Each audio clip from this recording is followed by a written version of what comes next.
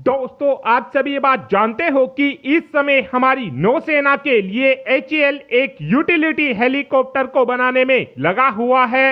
इस समय ये हेलीकॉप्टर लगभग पूरी तरीके से बनकर तैयार हो चुका है और उम्मीद इस बात की जा रही है कि मई 2025 में हमको इस यूटिलिटी हेलीकॉप्टर की फर्स्ट फ्लाइट देखने को मिलेगी।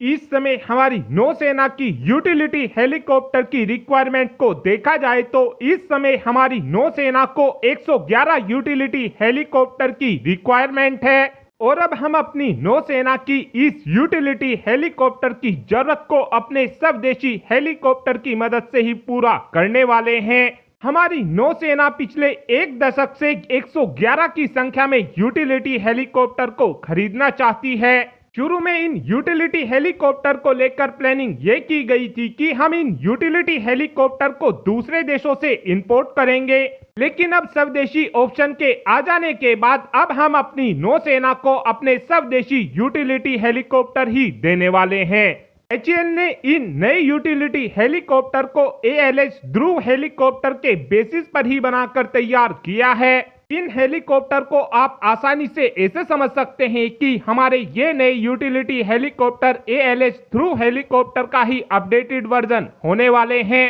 लेकिन इन नए यूटिलिटी हेलीकॉप्टर को HAL ने हमारी नौसेना की जरूरतों को देखते हुए ही बनाकर तैयार किया है। इन नए यूटिलिटी हेलीकॉप्टर के अंदर हमको कुछ बदलाव भी देखने को मिलने वाले हैं, जैसे हमारे नए यूटिलिटी हेलीकॉप्टर के वजन को 5.7 टन कम किया गया है और हमारे नए हेलीकॉप्टर की खास बात यह रहने वाली है कि ये कम वजन होते हुए भी ALH ध्रुव के मुकाबले 600 किलोग्राम पेलोड को ज्यादा कैरी कर सकेंगे।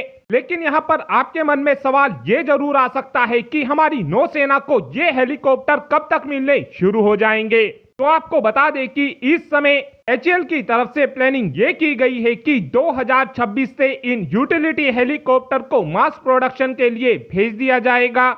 शुरू में हमारी नौसेना की तरफ से 60 के आसपास इन नए यूटिलिटी हेलीकॉप्टर को खरीदा जाएगा और बाद में हमारी नौसेना की तरफ से 51 और इन नए यूटिलिटी हेलीकॉप्टर का ऑर्डर दिया जाएगा। हमारे इन नए यूटिलिटी हेलीकॉप्टर की जो सबसे खास बात होने वाली है, ये हेलीकॉप्टर फोल्डेबल विंग के साथ में आने वाले हैं। साथ साथ इन हेलीकॉप्टर की टेल को भी फोल्ड किया जा सकेगा, जिसका सबसे बड़ा फायदा यह होगा कि हम इन हेलीकॉप्टर को अपने एयरक्राफ्ट कैरियर पर काफी ज्यादा कम जगह पर भी तैनात कर सकेंगे।